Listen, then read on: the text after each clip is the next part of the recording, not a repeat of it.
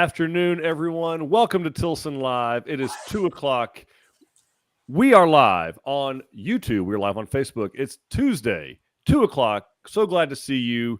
I'm Eric Alarid, part of the fourth generation of the Tilson family. Joined as I am each and every week. We'll get you in a minute, other ball guy. Joined as I am each and every single week by the great, the marvelous, the wonderful Dawn Dantzler, Vice President of Marketing and Customer Experience for Tilson Homes. Good afternoon, Dawn. Good afternoon, Eric. How are you doing? I'm so, man, if I was doing any better, there'd be two of me. So, So glad we are all here today. Glad everyone's joining us. We want everyone to jump in, tell us the usual, right? We want to know where you're watching from, where you're building, what part of the process that you're in, and kind of what maybe brought you to this journey. Where are you headed? What do you want to do? Why are you tired of where you're living? Why are you moving to where you're moving? We want to know all those things. We want to know where you're watching from, where you're building, maybe what you're building, right? We want to know what you're building and what part of the process you're in. So we want to know, hey, are you just on the beginning stages of this? Have you thought about maybe you're too close to your neighbor? Your neighbor's probably not watching. Don't worry. You won't offend them. Maybe you're too close to them. Maybe their kids come home on the weekends and they do stupid stuff and you're tired of that. You want your own acreage somewhere where you can just have some peace and serenity, right? A little tranquility. I think we're all entitled to a little bit of that. Anyway, we want to hear from you. That's why we're here. But we have a very special guest that we're going to introduce. We're making it awkwardly long before we introduce him, just to be sure he comes back again another time. He is our most frequent guest of Tilson Live. The one, the only, the marvelous Justin Ordeneaux, the Ragin' Cajun, Senior Vice President of Construction for Tilson Homes. Howdy, Justin. Hello, Eric. Don't forget, you accepted the invite. You could have said no. But you wouldn't do that. You wouldn't do that. Thanks for making sure he does. Right. You wouldn't do that to your adoring fans. Why? Because, hey, there's a lot to talk about with construction. So, folks, it is I'm not going to steal Dawn's thunder. That's her job. Jump in. Tell us where you're watching from, where you're building, what part of the process you are in. And then Dawn's going to tell us what we're talking about today, specifically with our special guest, Justin Ordeneaux. Dawn, what are we doing today? We are going to talk about foundations and how they differ across the state. And then Justin is going to answer any other questions you have about construction. So this is Ask a Builder Anything. Yes. So it is our favorite Ask Us Anything special builder edition. Guys, like if you don't like us kind of dancing around the question when you ask a construction question, now's the time because there'll be no dancing around. Justin does not dance. I've watched him. It's not good. Straight as an arrow, answers the question, clarity, transparency. That's what he's here for. That's why we do this show. So truly, all kidding aside, we are here for you, okay? We want to be sure you have all your questions answered, that you are as comfortable with this process as possible, that we remove any and all friction from this process and increase familiarity. That's what we're here to do. So, folks, if you have questions about any part of the process, look, it could be design, it could be finance, it could be customization, it could be a plan in particular, a customization of that plan. But in particular today, if you have questions about construction, maybe you're thinking about doing this, you want to know how we build homes. Maybe you're in the process, you want to know what's going to happen next. Maybe you've already finished, but you've got a neighbor who made a bad choice and built with someone else, and you have questions for them to help them out. Mr. Ordeneaux is here to make that happen. So, but while we do all that, obviously we want you to jump in. We are live on YouTube, live on Facebook. Tell us where you're watching from, where you're building, part of the process you are in. We want to hear from you. And we are very grateful, Justin, truly, that you spent this time with us. This is awesome. So thank you. I enjoy it every time, especially the long, drawn-out intros. That you do a phenomenal job. Thank you. And you'll see, Justin and I are not in the same place today, but we match. And Dawn. Oh, you want me to put you back next to each other? No, that's awkward. That's weird. Now it's cascading. That gives me a headache. All right. So while we're doing all this, Dawn, y'all, hey, lock and load your questions. Justin cannot wait. We are going to talk about some foundation stuff. We got a little PowerPoint to go through. Justin spent some time and energy. Dawn probably more on putting it together. And so we want to be sure that we give that presentation respect. But lock and load your questions. We cannot wait to get them all answered for you. And guys, you feed off the community, right? So like, what's the only stupid question, Dawn? What's the only stupid question? The one you don't ask. Exactly. Only stupid question is the one you don't ask. So ask anything. Someone else is probably thinking it. Be that courageous community leader. Ask the question. Someone else is probably thinking it anyway. So, Dawn, what's going on? Who's joining us? I think we're not here alone anymore. All right. We've got Karam over on YouTube asking, how would we approach a custom build process differently if we were looking to build a duplex versus a single family or a townhouse? My advice would be you seek out a multifamily builder. So we're not. I do know that they can still qualify for conventional loans, Fannie Mae up to four units. But that's not something that Tilson does. Why is that, Justin? What's the biggest reason why we don't do that? Well, I think the finance piece is one of those aspects that you're really going to touch on and hit the most. There is some special or different codes that will be applicable to that duplex, and typically where those are built, they're going to have some different requirements. You start getting into sprinkler systems sometimes in some municipalities, so it's somewhat of a difference. The sticks and bricks of it are basically the same, right? They function, but there are some provisions that are required and when you get into duplexes and things outside of single family that we just haven't. We don't want to get into something that we wouldn't be able to produce consistently. Yeah, Karim, Justin raised a great point with respect to the local deed restrictions and municipal code. That's what's going to probably your in the way you're asking the question. I would be looking out for hidden costs. Those are going to be ones that can jump up and bite you pretty big. Are going to be any municipal codes, and then of course zoning in the area. Those are going to be a big deal because every city is going to have a different way they want those done, or where they can be done, and then how they must be done. So ask a lot of those questions. I would highly recommend working with someone who's done it before in that particular area. So that's my advice. All right. We got Misty coming in from Mansfield. She's building the San Jacinto XL. You left off the XL this time in Hood County. She is planning a Muddy Boots seminar at the house on April 6th. That was supposed to be secret. Misty, you thunder stealing.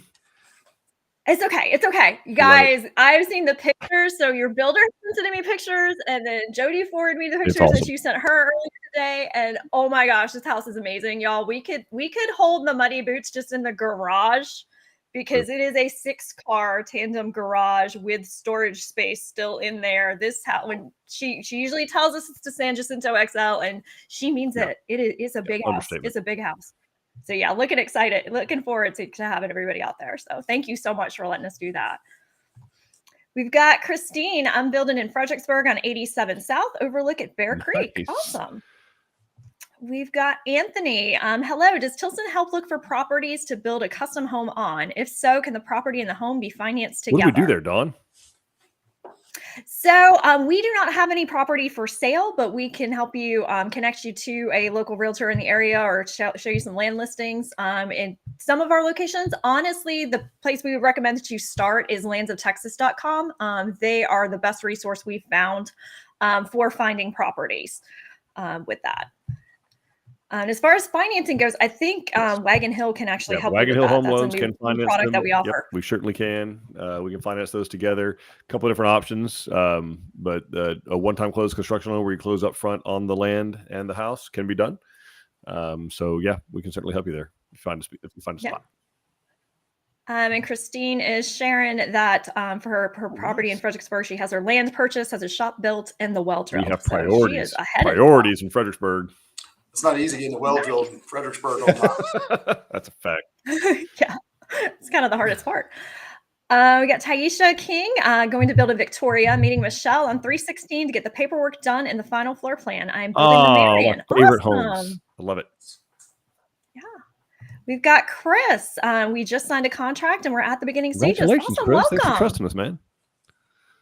We've got Christine Silcox. Hi from Tyler. We are almost finished with our customized Fayetteville C on Lake Fork. We have a delayed appliances delivery. We are seeing the checkered flag waving ahead. Go. You're almost there. We go. I know you got your questions answered, I think, from Brett there. So about Wagon Hill. So hopefully got them all answered. But thanks for reaching out. Awesome. We've got Rita moving out of Houston, retired and ready to get out of the traffic. Already have land in Colorado County. We're in the early planning stage, trying to find the best plan to build in the woods. Awesome. I can relate. How about you, Justin? Yep. All day long. I love Colorado County. Great place. Home sweet home. We've got Cindy from McKinney. We'll be building in Bell County. I own a lot and looking for information. Looked at your plans and found a couple that I like. Beautiful. Awesome. You're at the right place, Cindy. ask more questions too. Like if we don't cover it, ask it. Yeah, absolutely. All right. Well, you guys want to talk about foundations? Oh man, do I want to hear Justin talk about foundations? So I've got it. Yeah, no. So obviously, real quick before we kick off, the most important part of the house, that's probably the most underrated portion of the build. A lot of time and energy we spend. Justin's going to go into that, but yeah, it's to say it's different from your regular production subdivision home is an understatement. And then I'll let Justin take it away. All right. So I appreciate everybody's time today. It's great being able to come in here and talk to Eric and Dawn and everybody that's out there. So before we dive too far into the actual foundation of the house and how that comes together, I want to go back just a little bit into our site evaluation process. There's a whole lot of things. We do have a seminar devoted specifically to that. We can discuss that process. But one of the key things is that we're determining is what are we going to do to make sure that the proper elevation for the slab has been achieved. So there's a few factors that will come into play. One is going to be if we're in a flood zone, we need to make sure and account for that. And so we have to meet a specific elevation so that the house, in fact, does not flood. The other thing is, depending on how out of level that site might be and how the actual floor plan is configured. So in the example we have here in this particular slide, you see somewhat of an L or a T-shaped slab. So if we're going to put this on a lot that has an out of level, that giant inside corner, which on this house happens to be the garage that projects past the face, we need to make sure that we are able to achieve proper drainage away from that. And that's what those arrows are signaling, is how we have to have that drainage work with the lot so that we don't have standing water. Standing water of any kind is generally an enemy of anything. So we need to make sure that we're pushing that water away from that foundation in a timely manner. And so that is really what we're trying to show here, is how that house needs to drain and what those factors are that are going to limit us. So Eric, if we'll go to the next slide. They don't give me control. Eric likes to be in control of things. So I'm going to ask him to move on to my next slide. All right, control freak, let's do it. This is it. This is the next slide, bud. Well, so this is your engineered foundation that you get after we do the soils Okay, test. well, it didn't move and you did that for me. So I'm going to assist here. So this is the actual engineering. We use MLaw. We've had a great long partnership with them. So on the bottom, you can see we're looking for the elevations and we're shooting that on the lot. And then on the right there, the picture is showing how we were doing soil boring inside the envelope where that foundation will be poured so that we know what those soils are.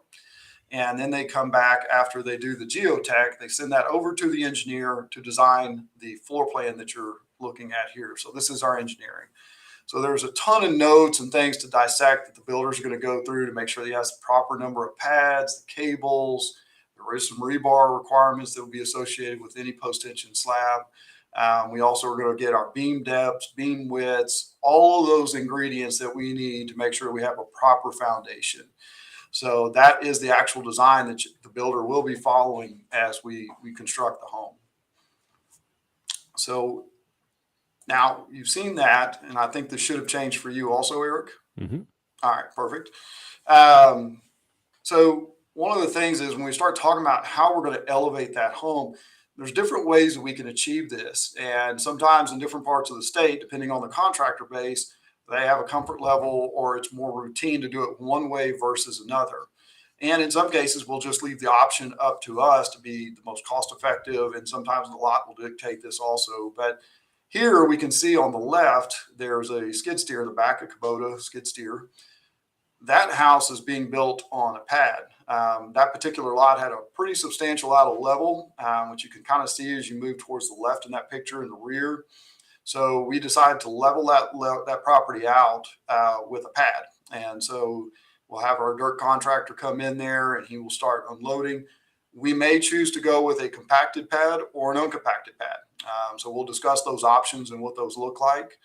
Or we might decide that we want to go with the option on the right, which is what we call a high form or a raised form. So those are our two options that we generally would see across the state for elevating slabs here at Tilson. both of them require about the same amount of labor, but there is some additional components when we go, if we decide to elevate with an uncompacted pad. A lot of times we're going to incorporate what we call hard points. And this is very simple. It is just basically like digging a post hole. For those of you who dug post holes before, this thing is just a hole that's going to be approximately 12 inches generally, and it will have to go down to the depth of 12 inches into virgin soil. So we're going to go past that pad material back into virgin soil where the geotech took his analysis on the soils at. And that is what we're basing our stability of that foundation on. And so a lot of times we'll have these on the perimeter and the interiors of those beam intersections. So it all should coincide with what we have on that engineering diagram. There is some rebar that will be associated with this regularly. Hey, Justin, real quick, I want to bounce back one slide. I know you may not be seeing the slide transition. I'm going to bounce back just to show folks kind of the uncompacted pad, or that the hard point will be going through, just so y'all can see. We'd be going down into this where it changes from kind of this red dirt to the grassy dirt. We would be going through, that hard point he's showing you would be going from the inside this form down through into, like I said, 12 inches of embedment into the undisturbed soil. So just kind of an idea. And just real quick, do they ever use hard points on a slab on grade? Like, do they add a level? So the slab, yes, there will be times that we will have that. Okay, so go back to the hard point pictures just to show folks. Yeah, so I'll switch over to the hard points. All good. Yeah, that's where we are. All right. So we will, it depends on the terrain, and we may have some rocky situations where we might hit rock, and that might limit, because we're already on a very solid, hard surface when we encounter rock sometimes. So we're not going to go that 12 inches in. The engineer coordinates with us to help make that decision if we're in a good, stable place. But we might have other parts of that foundation where we have to dig further and go down and achieve that hard point, hitting something else that's solid. So generally, once you move east of 35 or west of 35, rather, it's more apt to start seeing those kind of conditions. But we're prepared for it, and we do it all the time. So it's not a big thing, but it is something we have to consider when we're making that decision on that foundation and the type of foundation. The other thing that we'll do is to make sure that we've hit that 12 inches. We do set benchmarks, something for our foundation contractor and our engineer when he does inspection, as well as our builder to reference, so that we know that we've achieved the proper depth on those hard points. So the next step is we've had the form set. We're talking a little bit about hard points. The next part of this is going to be that we bring in the foundation sand. There's, again, a couple of different avenues when we're coming up from the ground that we can explore. But typically we'll bring in some foundation sand and we'll lay that within the forms. And then we're going to invite the plumber out to do his portion to make sure that we have all the drains for everything that has a drain. It will be ran through the slab. And then if we have any water supply lines, for instance, if you have an island that has a sink within it, we're going to need to send water to it. And so it's a standalone component. So we need to run those water lines through that slab and port them out of the concrete where that island's going to go. So here you can see we're using the Schedule 40 PVC. By the time we're done with it, all of those pipes are going to be protected where they penetrate the concrete or intersect a beam. And that way we don't have concrete up against them. So this is what you would typically see at that plumbing ground stage. So the next part here is I've included two photos here. One is this photo at the top actually shows really how those pads come together. So you'll hear the term waffle slab sometimes used. So we're actually going in and digging these beams or trenches, and we create these pads that are in between them. Those beams are where our cables and our footings of our concrete are going to be located for our foundation. And those intersections, when we have hard points, that would also be where that hard point comes in. So that shows it without the plumbing grounds, which in some parts of the state, we will come in, we'll dig all the beams first and then invite the plumber. In some cases, we just put the foundation sand in, then the plumber will come in and lay that after the fact. But regardless, the picture below really shows us what a complete makeup looks like. So this slab, it's actually in the process of being poured. And this was one of our models that we had built. But those pads are then covered with a 6 mil or 10 mil poly, depending on which code you're out under in the state. And then we have our cables that you can see, the blue crossing cables, each in between each one of them. Then you got your top layer, your top strands of cables that are going in.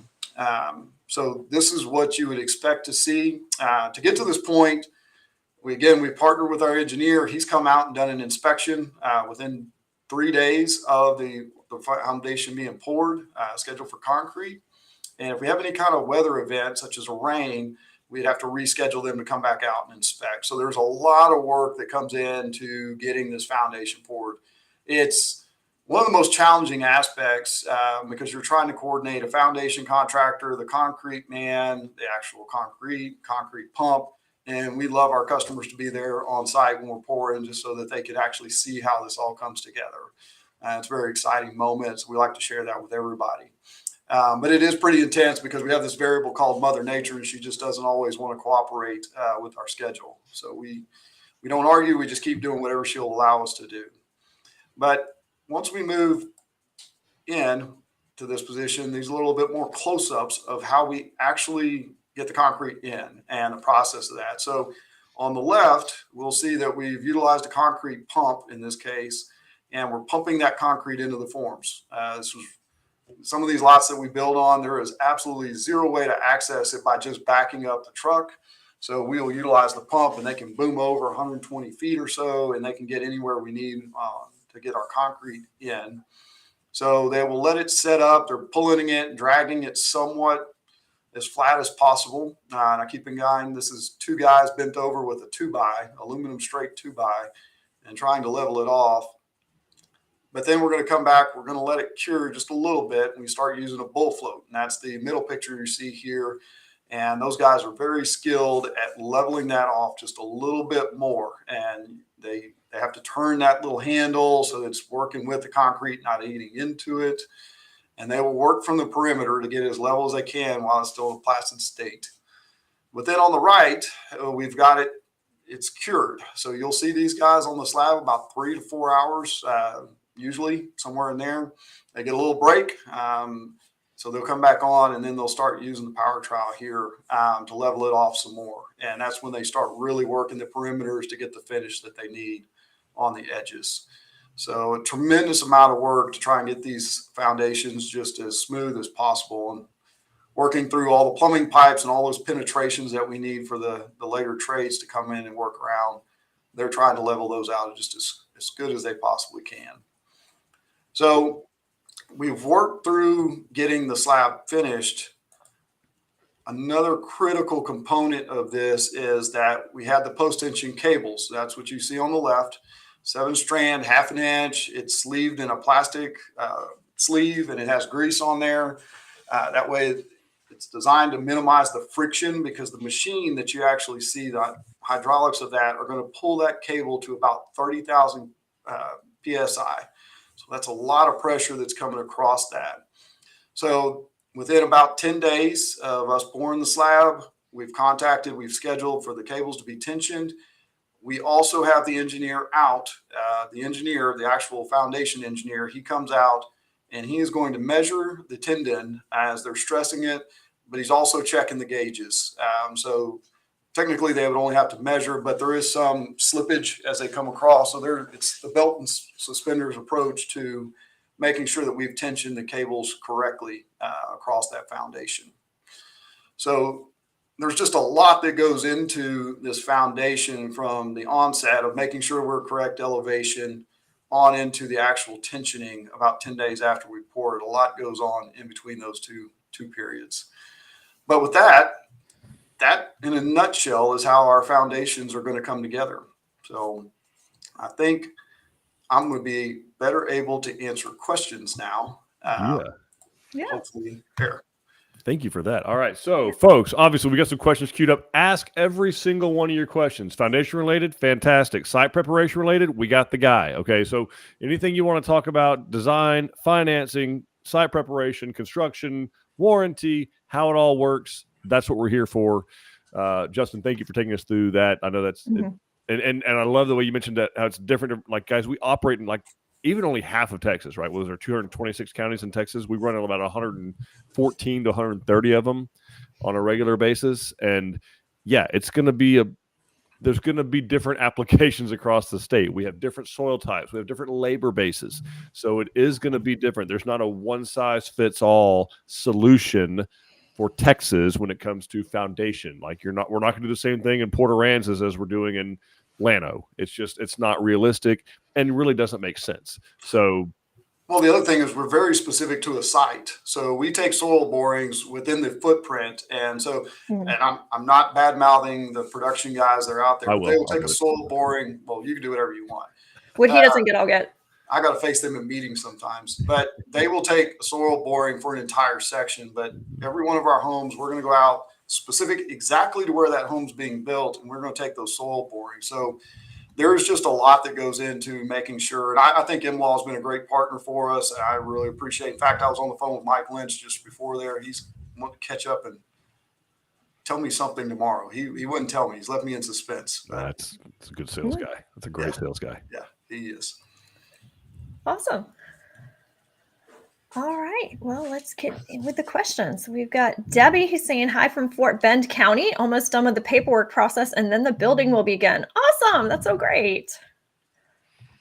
We've got Matt. In Republic Grand Ranch, can SHECO pull power more than 200 feet? I've heard that they will only go 200. Is this due to voltage loss, wire tensile strength? Do they have to set a junction box? I will need about 250 to 300 feet to reach the house from the street. Thoughts? Ooh. Man, we got the guy for this. Justin, what say you? I'm imagining that they are probably going to have a 200-foot standard that you have to be within. I know Reliant, and I'm sorry in advance, but I know that some of those folks, 65 feet is the most that they want. Some of the power companies, because of voltage drop. And then you have to start getting creative. So I would consult with them and to ask. That's 250 to 300 feet. That is a substantial amount of voltage loss that you're probably going to experience. And they will have a transformer. They might have to consider upgrading that or changing it up. I mean, there's just a lot of, and in power, I hate to describe power as a water, but just as the more hose you tack on, the less pressure you get out of a hose. It's very similar in power. You do end up with a voltage drop. And the wires start to heat up. But it is not. It's not a showstopper, Matt. I mean, like Justin was saying, typically what they'll do in a situation like that is, let's say you're going to need a 200 amp service. Now you might need 320. You're going to need 320. Now you're going to need a 400. So you do a 400 amp service, and then that voltage drop. It's just, like when you're shooting at a target 800 yards away, you're not going to aim at the target. You're aim, 3 feet or 4 feet above it. It's exact same logic. If you're aiming to capture 200 to 300 amps at the home, you'll have to start out with more at the source.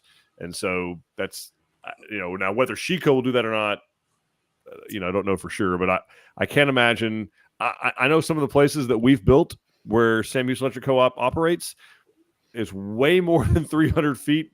So it can be done, but they may need more transformers. They may need, some type of junction box or something, not out of the realm of possibility. So, okay. They might also be talking about their standard. And I think hey, within the parameters, you need to be here. And then you're looking at potentially additional costs. So yeah, Matt, they've probably told the patent development guys and they're in the public, hey, out of the box, we're doing, because it's all, let's say 2-acre lots.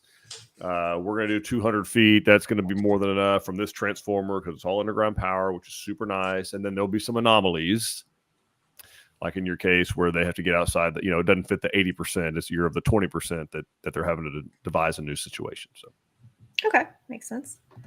We got Janine saying, hey, I'm Tilson cousin from Austin, working with the amazing Sarah in Georgetown on San Jacinto. Awesome. Super cool. We got Karam asking, do you warranty your foundation? If yes, for how long? Absolutely, we do. So we actually have, for the complete warranty, we have a 1, 2, and 10-year commit on the warranty. So our foundation or structural, really, as it would be listed under, there is a 10-year foundation warranty on all of our homes. Okay. Denise is asking, if your lot is high on one side and low on the other, do you move the dirt over to level out the pad? So we can. So what she's somewhat suggesting is we're talking about a cut and fill.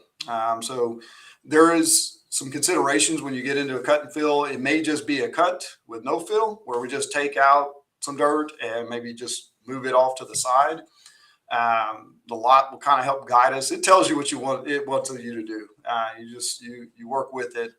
And then in some cases we might do a cut and a fill, where you're taking the side of that hill, you're taking that out, and then we're going to push it over to the low side to level it out. And so we're good at doing that. We do it on a regular basis. And we'd love to guide that ship before you go cutting into your property. Let's come take a look at it. Because you start talking to engineers and you start talking about soil rebound and all these other great things, and moisture contents and runoffs and all this other stuff. Plasticity index, one of my favorites. Yes. Potential vertical rise. Yes. They love it. Look, guys, they just get twitchy if soil has been moved or brought in and they don't know why or how. Well, so they want to have say. They want to say. We want to make sure we're doing the right thing by you. So invite us out. Let's come take a look at it. Awesome. We got Jason asking, will my home come standard with outside spigots, or is that something we will need to add in the design process? Yes. Yeah. So it comes standard. All the homes, Jason, come with 2 automatically. Whether you do a garage or not, if you do one of our garage options, we're going to put another one on there. You're going to have 3. There'll be one where the water comes into the home, right, Justin? Is that still the case? We put one there, and then you look at the other one wherever you want to. Typically, at your site evaluation is where you locate the where the hose bibs or water spigots are going to go. And so but yeah, they're included on all the homes, and you'll use one most likely ever. Okay, Janine is saying, I'm strongly considering stained concrete floors. With the foundation settling over time, should the foundation crack, will the crack happen inside the home in the same place? Will the crack happen inside the home in the same place? So I'm going to commit to you that I know that every slab in the state of Texas is going to crack. And so I am a fan. I enjoy stained concrete. You have to love character, and part of that character is going to be that we have a crack in it. I did a beautiful home, and I was so worried. I was in New Ulm, Texas, when I was a builder. We were doing stained concrete.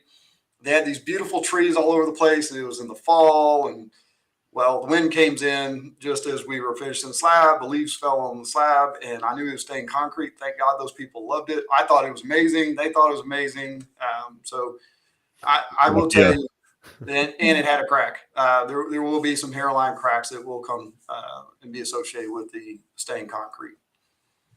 Yeah, and so I just want to be sure, Jenny, we understand that in the same place. Like there are some cases where we can kind of design where we want a crack, or what they call a control joint. It's a crack, right? Like where they want that to happen, but it's not going to necessarily prevent other cracks from happening. And you can go to any of our design centers, any of our model homes. We make no bones about it. You can walk onto the porches, front porch, back porch, and you can see where the cracks are. So that's like Justin said, there's 2 types of concrete in Texas: one that's cracked, one that's going to crack. That's it. It's kind of interesting. And so when that slab is curing, you're releasing moisture, and what we call the bleed waters is part of the finishing process. So those rise to the top, the concrete's pulling together, those bleed waters come up. It's kind of like an acid. It's like a yellowish color. And those are coming off. Yeah, so like when they're running these machines, like Justin was talking about, when this part's happening is what Justin's talking about. There's liquid that comes up, and it kind of splatters around. So water's being displaced.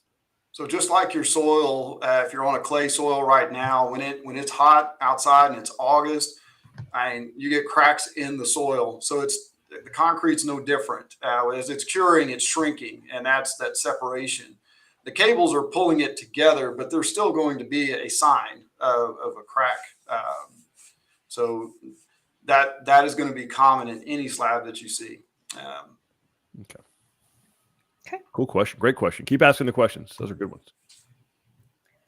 All right. Chris is asking, should we wait until after the site survey before we put the road in, just in case the location needs to be moved due to leveling? I think if you have a pretty good idea, if you're not out of level, you can run it. If you can get me within 10 to 15 feet of the foundation, man, that's all we ask. The rest of it can be done later. But if you are working on an out of level, or if you think there's going to be something that might be changed, like trees or any of that, just to kind of broaden this out a little bit, wait for our site evaluators to go out there. You can make designs on where that culvert's going to go. We might uncover that there might be some kind of utility that you don't want to cover or you don't want to interfere with. So we might have to flip the orientation of that home. It might be a better product at the end if we flip the home. So waiting to get guidance, by all means, there will be ample amount of time for you to get the contractor out. We're running out of our rainy season, I hope. We've been a really mild winter, so it won't be too hard. And I think these guys are going to be jonesing to. I know, Eric. You just jinxed us. Before March, you said this. Before March. I don't believe in jinx. I put my hat on the bed. I don't believe in any of that. So it's just what it is. But I would. Hat on the bed? Is that a thing? Yeah. Keep your hat on the bed. Really? That's silly say. I didn't know All that. right. That might be a Texasism I didn't know about. I've not heard that one. I know about dying with your boots on and things like that, but a hat on a bed's that's a new one for me. Yes. Hats on the bed. All right. Well, we'll get to that. We'll have a whole nother show about Texasisms. We'll have my mom on. It'd be great. Oh boy. Oh, dude. They're strong with Miss A. Okay. Taisha's asking, is there any way more homes like the Marion can be put on the interactive exterior list so I can play with my paint colors? I don't know, Dawn. Is there a way we could do that? I'm trying to look to find one that has a similar exterior to the Marion. So let me get back to you and I'll try to guide you to the best one. Because the interior of it is almost exactly like our Tampico, but we don't have a stone exterior like the Marion on the Tampico. So let me look and I will give you the best one to play with. Man. Going out of her way to accommodate. Look at that. Thanks, Dawn. We got Chris saying hi from Michigan. We're building the Canyon C in Blanco. Drywall is done and cabinets are expected next week. We're excited with all the progress so far. And Greg has been great to work with, especially when we aren't down there all the time. Well, that's awesome to hear. That's really cool. Thank you. We got Troylyn saying hello, just joining the chat. Will you have a model of the Brazoria home to show anytime soon? Will we, Eric? Because I got outvoted. Not soon. Not soon. We will not. But good news. If you want to put your eyes on the closest thing to a Brazoria possible, the Magnolia model home in Katy, Texas is ready to roll. And it is, in essence, the original DNA and genetics of the Brazoria. So we used the Magnolia to design the Brazoria. We did all the cool things that people did to the Magnolia to change it up and make it more accommodating for them. And from that, we developed the Brazoria. So if you were to wander down to Katy, Texas, you can stop by Buc-ee's on your way out if you want to, if that's your thing. But it is worth the trip. You can check it out. Lots of customization that can be done, but the Magnolia is in its DNA the Brazoria. And I am going to drop a link into the chat on both Facebook and YouTube right now. This is the home that actually inspired the redesign for the Brazoria. So you can see what that looks like. So it was one of what these customers' houses really impacted us, picking that elevation and all the plan for that. So you can take a peek at that. Tim is asking, will the slab need to be watered to aid curing? And if so, who does that? It's never a bad idea. So I'll be honest with you. We are in parts of the state where we don't always have water, and sometimes we'll have the well drilled. Sometimes the water meter is not on location. So it's not uncommon that adding water to the slab. If you have it, setting the sprinkler up the following day, letting it run for a couple hours doesn't hurt. So yes, it does aid in the curing process and reduce what we call truly shrinkage cracks. What's it do, Justin? Why would that help? Why would cooling the slab down matter? What's happening during that process that would make any difference at all? Sure. So on the surface, we've got wind and we've got the sun, and it's drying that top layer out. So I think I've said this here before, and I know I talked to my folks about it, but it's much like a cake. When you're baking a cake, you slide it in the oven. So that top layer is going to be cracked, and you're going to see all that. The icing covers it all up, right? And so that's whatever topping we're putting on the slab there is going to cover that up. But it's the same thing. So it's curing at a different rate. So once it's cured, the concrete in the beams and the lower portions, they're still curing. So it's separating up at the top.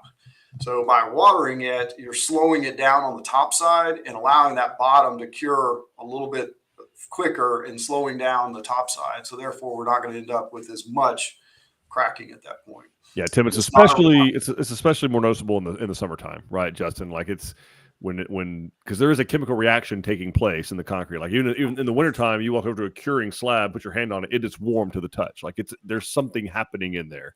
And so you compound that with, 104-degree summer day by 3 or 4 o'clock in the afternoon. That's where it would really make a huge difference. Over the week, you're pouring on a Friday, right? Over the weekend, if you can, get some water on it. But it's not structurally, if they can't water the slab, Justin, is that going to affect anything? No, it doesn't. And I think if so, who does that as part of this 2-part here? And so my guys are going to be out there during the pour, and we're going to have a routine of going out there. More likely, we're not going to be out there every day. And to let it run, even if they did, that's running 12 hours of water. That's overkill. That's just wasteful at that point. So it would be something if a customer does live on site, if they want to go out there and, turn the sprinkler on for 2 to 3 hours, just let it get moist. Do not put plastic or anything on top of it, trying to hold that in. That really starts to mess. We've seen a thing or two. So that starts to mess with the curing process in a very negative way. It can actually bake the slab, and that creates all kinds of other issues. But just water on the top, a couple hours every day if you're there and available. So your cake example only goes so far. Is that what I'm Correct. understanding? At a certain point, it becomes not a cake anymore. Yes. Got it. Well, a slab is always curing. The moisture is never completely out of it, and you don't really want it to be. The moisture needs to be trapped underneath, which is the beams that come in. It's holding that moisture content in that soil, and that's why planting trees or having water injected, or if it's standing up against there, we get an abundance of water. You're inconsistent, and that's when you start to hear people start talking about foundation issues at that point. So that consistent moisture content is the key. But I would bet you that maybe 1 or 2 customers a year is able to water that slab like we're talking about here, especially over the last couple of years. Eric did it. Eric's the one. Eric is the But I'm maniacal, which is different. Aristotle is asking, is it possible to overwater it? No, the next day, you're fine. Do not water it while they're out there trying to finish it, because then it just doesn't go well either. But no, you can't overwater. It won't hurt anything. It just becomes wasteful at that point. Once that concrete has turned that darker gray color and it looks like it's green or uncured, and I would water for an hour, maybe 2, and I'd let it go till the next day. Yeah. Okay. Or maybe in the heat of the day, right? Wait till 3 or 4 o'clock in the afternoon. Put it on there where it's not just getting ridiculously hot. And like Justin said, you're just slowing down that curing process. You're just going to have the water running off the edges at that point. Once it leaves the foundation, you're really not accomplishing much at that point. Okay. All right. Rick is asking if he can remove the ugly ducklings in the room. Can you help me to understand? Well, that's going to leave Dawn here all by herself if we do that. So that's and I don't know enough to do this by myself, so I would recommend it. Can you help me to understand if I need both traditional attic access and scuttles? Is the code requirement to have both? I won't use the scuttles. Whoa. So it is actually, we do need the attic access, obviously, for the mechanicals that we need to access in the attic. Then when we start sealing off certain areas, and this can happen in garages, rarely it's in a porch that we have the square footage that meets this requirement, but also like a cathedral ceiling on some of our plans, there's no physical way to get to the other side. So I believe it's 300 square foot, if I'm not mistaken, attic space requires some kind of capable access. So that's why we will typically go with the scuttle hole. Yeah, the only exception would be a porch, right? Like you don't have to, if you have that much porch, you don't have to have access there. But the Marion we've been talking about is a great example. You only have one hallway in that entire house. Tampico might be the same boat, and that's on the spare bedroom side. But you got to be able to access the attic on the master bedroom side of the home. And the only way to do that is, I think, with the Marion, it's a scuttle hole in the closet, I think. And the Tampico escapes me, but yeah. I think there's something in the closet on that one. But that to say, you don't have to have them in obvious places, right? Like, we're not going to put one in your family room. We're not going to put one in the dining room, right? Is that pretty fair to say? Pretty much. I mean, ideally, like in the Marion, you're trying to, go through the closet. So whenever you can, you go through a closet, possibly a utility room. I've seen some that we've had to incorporate into a utility room. Certainly don't want to put it into high traffic areas. We do not want to put something up there where it's an explanation piece every time you have a friend or family over. We'd rather just talk about the good stuff. No, what is interesting when you think about it, it does need to be somewhere kind of in the middle of the home, front to back, right? Why is that? Why does it need to be? Why can't it be all the way at the front of the house or all the way at the back of the house? There's an obvious reason, right? When you get up there, and it really not. It's not somewhere you're going to venture up to very often, but you do have exhaust fans. There's just some things that you filter changes. Yeah. So, like I said, I wish we didn't have to have them. They make some very, very expensive attic ladders that replace the scuttle hole, but I will tell you, you are not going to get your bang for the buck unless you just enjoy going up and down attic ladders. But the traditional scuttle just... No, but Rick, the middle of the house matters for the head. When you get up there, you got to have enough space to get up into the attic. So there is some limitations on where they can go, but we can certainly work with you. You got to be within 15 feet of mechanical equipment, Justin. Well, that's your typical attic ladder. So you're going to have the ability to get equipment because at some point it is mechanical, water heaters, fill up with calcium or something. You're going to have to replace that, and an AC somewhere in that home's life, you're going to end up replacing those components. So scuttle hole won't usually do the deal. Okay. Good question. That's a great question. It's a great question. Yeah. Janine is saying thank you for the information on the stained concrete. She is good with character and she is ready to go pick her floor color. If she's watching this show, she's got to be good with character. Yes. All right.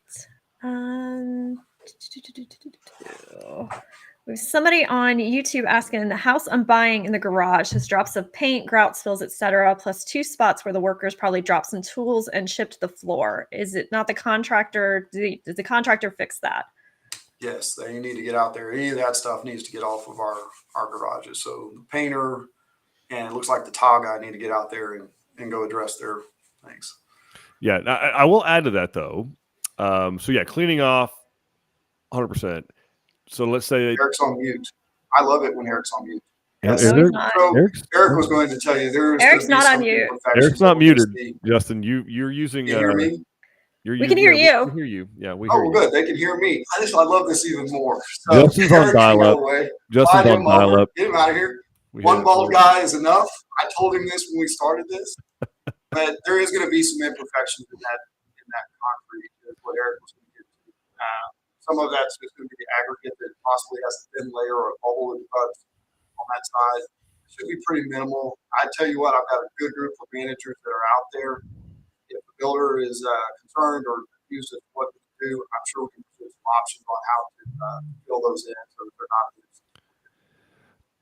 But also understand that sometimes Eric's still on mute. I love this. Hey, Don, keep rolling. Let's just keep doing this. Eric's not on mute, Justin. Sometimes the fix can exasperate the problem. Something to think about, right? So we can come in with a different gray color. Eric, that doesn't match. I can hear him.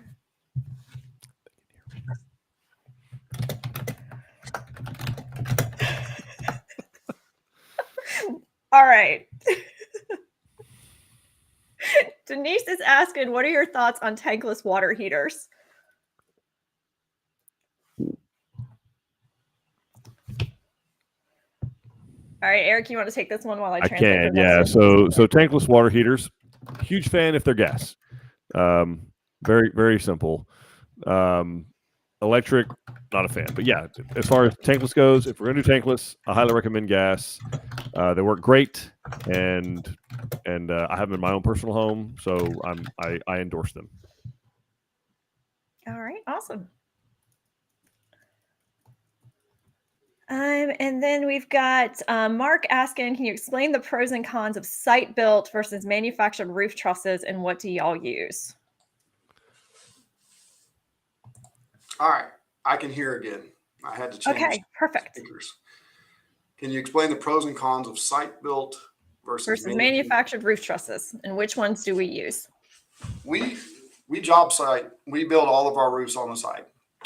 So trusses are great. They use them up in the Northeast all the time. There's builders that use them here in Texas. The benefit comes when you're stamping out the same plan over and over and over, the redundancy around that. So we've actually used trusses here for a brief period. In fact, that goes way back before I was even here. So nothing wrong with a good truss. When you start getting into custom and we're modifying the plans to meet your needs, at that point, we're going to start to need to modify the roof. So to send this off to a truss designer and an engineer, order those in. If you make any other changes, that roof package might be completely toast at that point. So I really like them when you're trying to duplicate something every single time. But the minute you come in and you say, hey, you know what, I love this house, but, I want my mother-in-law's bedroom to be over here and I need it, 3 feet bigger each direction, the benefits of trusses kind of move away at that point. So it's also where we frame. I think our contractor base is more familiar with stick build, as they will call it. Instead of truss has to be located exactly here, and then you have this coordinated piece that ties into it with this special blocking thingamajigger. And so I've done some trusses. I think they're great in those applications, but it's just not our world. Yeah, they're awesome for barns. They're also for barns. I mean, it does. To Justin's point, you lose your flexibility, Mark. I mean, there's structurally speaking, nothing wrong with them, but you do lose a lot of the flexibility that most of our customers want. In fact, I know a great on-your-lot builder, not here. They're in the Pacific Northwest, and they build with trusses because that's what the trade base does up there. And they will not do a change to a home if it cannot be accommodated with trusses, period. Like that's their business deal, because their trade base does not know how to cut a roof. And it's a geometrical skill to understand the math, the 3D mathematics that go into cutting a roof, the angles. We have multiple pitch, you have a 9-on-12 or it meets a 6-on-12 or something like that. I think we underestimate the mathematical capabilities of a lot of our trade base, quite frankly, because that is not an easy math problem when you start doing that at various lengths in 3D, going up a valley or a hip of a roof. There's not a lot of skilled labor that can do that in all parts of the country. We're very blessed here to have it, and have builders that understand how that works and have the speed squares to make it happen. Okay.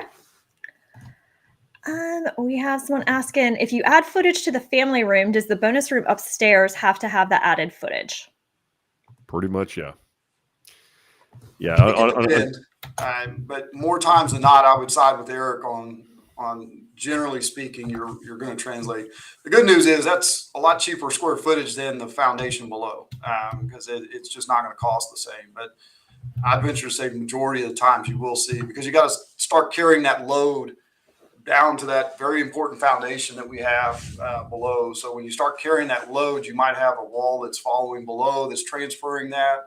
So I would pretty much count on it, but we could take a look and see what your ambitions are and see what we can do. Yeah, but a good general rule is when you're making changes to a plan of any kind, that what you do to the bottom must be done to the top is a good general rule of thumb. All right. And Tim is asking, does Tilson use electric or gas furnaces? Pros and cons of either. Take it away, Ordeneaux. We're using electric because we've gone to the spray foam. But we offer the option of a gas. So when you're in a spray foam, you have to have a concealed unit. And so we can't, because that attic space now is somewhat incorporated into the living space. It is climatized. So what you don't want is those fumes just collecting up in the attic and throwing carbon dioxide, because it will get caught up in that system. So to understand that, we have a vent and we have a return that is going to be in that attic for the air conditioning to keep it approximately within 10 degrees of what the actual temperature of the living area is. So when you start getting into concealed units, the cost goes up for that because the manufacturing changes for the furnace. Well, think about it from a car, right? Like, Tim, your truck or car that you're driving, I don't care what it is, even if it's a Toyota Prius, apart from electric, it doesn't burn 100% of the fuel that goes to the combustion engine, right? There's a muffler and an exhaust pipe going out.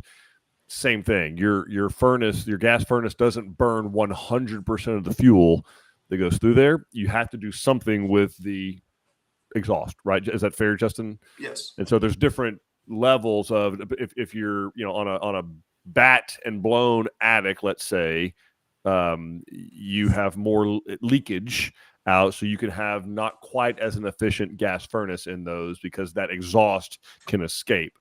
Not so with spray foam. You have to have a much higher efficient burning gas furnace, which is a good thing overall, but they are more expensive units, obviously. So hopefully that helps. The exhaust pipe thing helps. Help my little brain, my lizard brain. Okay. We've got David watching from Myco and building in San Saba. Great info. Enjoy watching your videos. Thank you. We got Suzette saying, hello there. Is Tilson able to install light fixtures the buyer purchases during construction? I'm going to mute. He muted on purpose this time. I'd love the opportunity to talk about that. And so there's pros and cons. There's some logistics that have to be worked out for that. We have done this in the past. And I think that we need to look and know what we're getting into, because there is some, I've looked at some very, very ornate light fixtures. And so those come with their own set of challenges. So I think we need to talk through what that would look like. But for sure, would love the opportunity to connect the sales and one of our construction team members together and just talk through that. I'm sure we could come up with a good plan around that. My short answer is no. Yeah, no.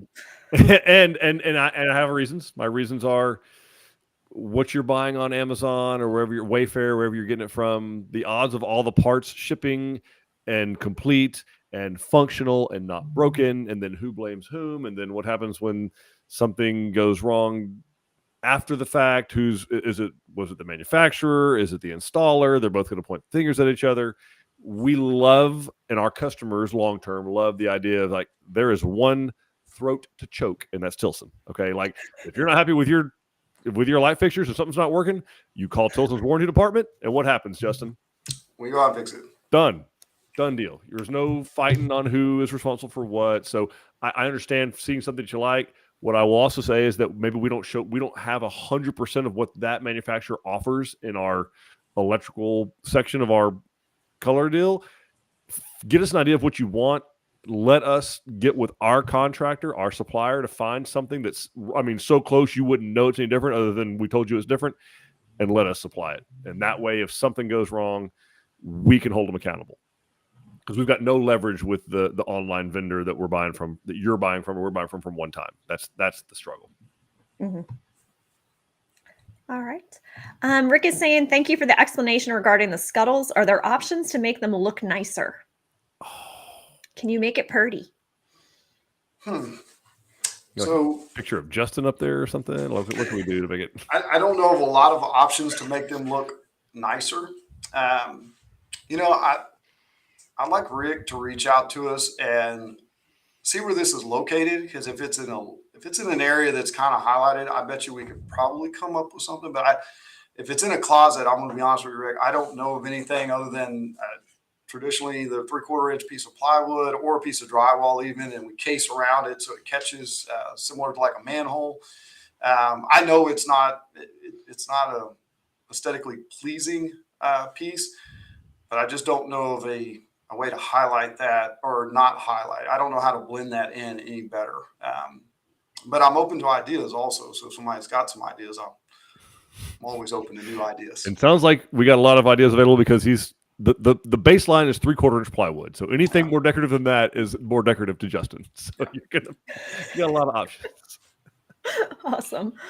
All right. Tom is asking, do you build concrete safe rooms inside the footprint of the home? How much does that cost for, say, a 15 by 15 room? We do not. Why? Well, I'll give my answer why. I'll let Justin answer. There are companies out there that make steel safe rooms. They've been tested. They are rated. They're officially done. We've done a small handful, I think maybe 2 concrete ones where the engineer got involved. They're outrageously more expensive. By the way, they're not tested or rated, and I'm more comfortable with the steel that's been tested and rated personally. And I'll let Justin go. I agree with you. I think trying to construct those, I remember a job, it was in Belleville, I think, that we had one that they had bought. They come in, we chalked off where the walls are going to be. We had them put that into place. We erected it, and they craned it in, just dropped it right in there. We actually put just a regular interior door, so you didn't know any difference. You weren't looking at the ugly steel door, so to speak. So I think there's options that are already pre-built, but you start suspending the concrete or elevating the concrete from there. You start getting to the plate heights. Then how do you finish off the ceiling to truly make it a safe room? So I would do a pre-built safe room and just have it dropped into the frame. Okay. All right. Jason is saying we are adding about 2 feet to one side of the Tampico, and cost-wise, it was baffling to me why it was so economical. I was expecting a huge price, but it is minimal. Okay. We are willing to negotiate how much more you'd like to pay, Jason. Yeah, it sounds like he'd like to pay more. That's it is great. pretty economical. Yeah, it's not a bad deal. And 2 feet goes a long way in bedrooms. I mean, it's astronomical. Absolutely. All right. We got another question from YouTube. Is it normal to leave gaps between the concrete slabs on the garage floor? If yes, what filler can one use to make it look nice? Don't know why the contractor did the garage this way. Probably not one of ours. So, Justin, in general, so this is probably not one of our homes. If it is, MK_P for YouTube, let us know. But it's not an gaps uncommon between the concrete expansion slabs joint. on the garage floor. It almost sounds like an expansion, it sounds like expansion joint. joint. Yeah. Incorporating in. So I could say that there's. Keep in mind, we have nationwide viewers. Like there could be somebody in Colorado asking this. Like it's common in other places. So if you have a large garage, some companies, they do have a practice where they would come in and score that, and they're trying to draw that little bitty area, trying to draw that expansion of that concrete or the shrinkage crack into where we put where one would put an expansion joint. I can't say I've never seen this on a Tilson home. It's very rare. We do not spec them. It would be in addition to, it's additional labor for them to do it. But I don't know that you're going to do anything. And a lot of times if you roll into commercial buildings, you'll see that they've already scored that concrete also as you're walking around. I know I might be the only person that walks around and looks at the slabs in commercial buildings as I'm going to a doctor or a grocery store. But you will see that they've scored that concrete to try and control the expansion within there. But that would be the purpose of it. I guess you could probably come in and add like an epoxy over it, fill that, and then epoxy finish the floor if you wanted to from an aesthetic standpoint. But that wouldn't. But coming to the why, the why they did it that way, MK, like it's a control joint. They're designing like Justin said. There's two types of concrete: one that's going to crack and one that is cracked. They're simply designated where they want the concrete to crack. So they're going to put that there, and that's where they have designated as a separation of where that. Maybe it's like Justin was showing the L-shaped home we had earlier. I think it was probably it was a Barton Springs. Yeah, and I almost went to the 7th or 3rd San Bernard driftwood thing that it was, but. It's Barton Springs this week. You might want to design, hey, look, if we think it's weakest at this particular point, this contractor said that, so we're going to go ahead and designate this as the spot that we want it to separate, and they do that. So it's not uncommon at all. Okay. All right. Rick is asking, how long does it take to do the geotech? It depends. So a lot of times, I hate to say this, but we try and get the site evaluation out there so we can flag off the envelope. So we want to come out there. You're going to tell us where you want the home. We're actually going to flag that off so you can visualize what that looks like. We might tilt it a little different direction or get it square with the street. But then the geotech will follow that site evaluator.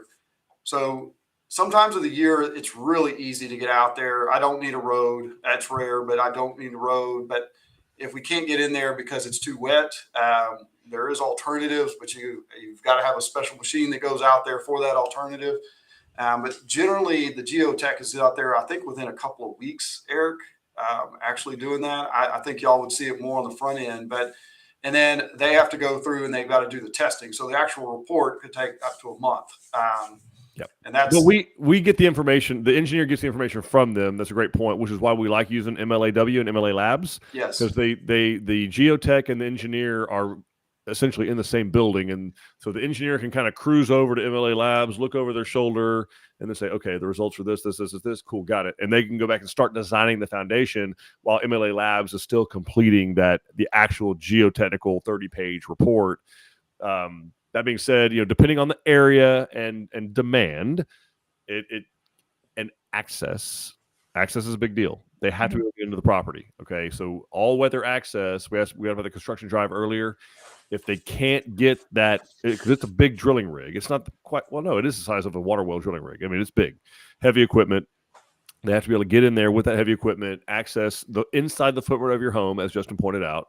We're not taking a sample from the ditch and hoping it's the same as what your house is going to sit on. We're going inside the footprint of your home, taking 2 bores there, 2 geotechnical investigations, could be a test pit, whatever. But to be able to get that information, so accessibility is the biggest thing. If they can't access it, they can't access it. Like they have to wait for dry weather. You have to wait until August to get in there. That's not cool. So all weather access matters. And then once they can get to it, it's typically 2 to 4 weeks from when we order it. It's usually less than 4 weeks. Okay.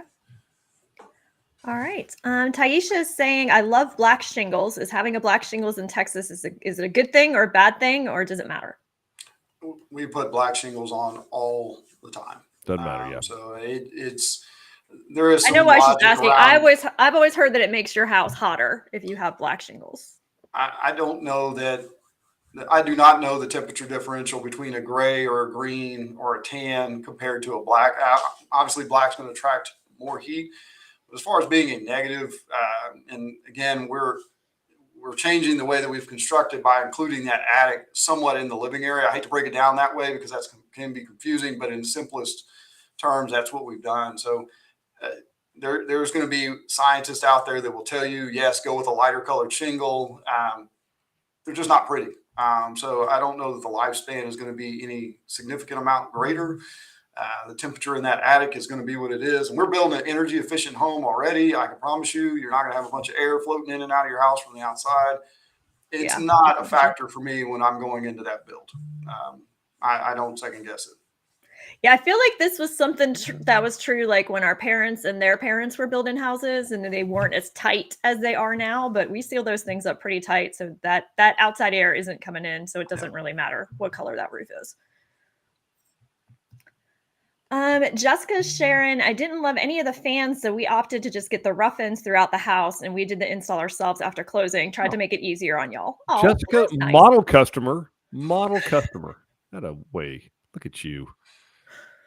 All right, and Rick is saying that his scuttle hole is in the closet that he's looking to make prettier. Okay. So yeah, we'll think about it.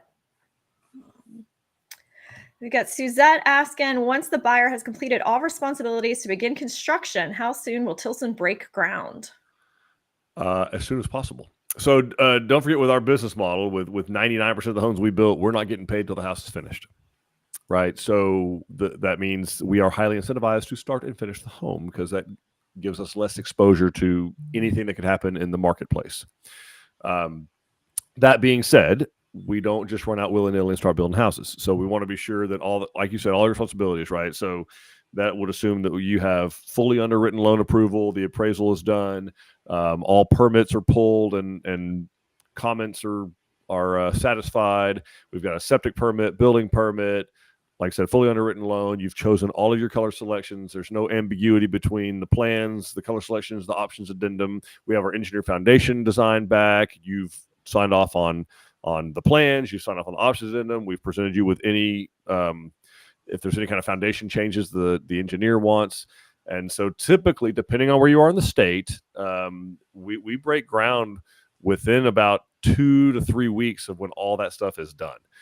We don't have a big backlog. There's probably a few places that's an exception, maybe around Richland Chambers Reservoir and a couple of places out in Fredericksburg where you still may, a month or two at the most, that you may have a wait for a slot where the building superintendent actually has stuff lined up. But apart from that, Justin, I can't think of anywhere else that we're not ready to rock and roll pretty quick, right?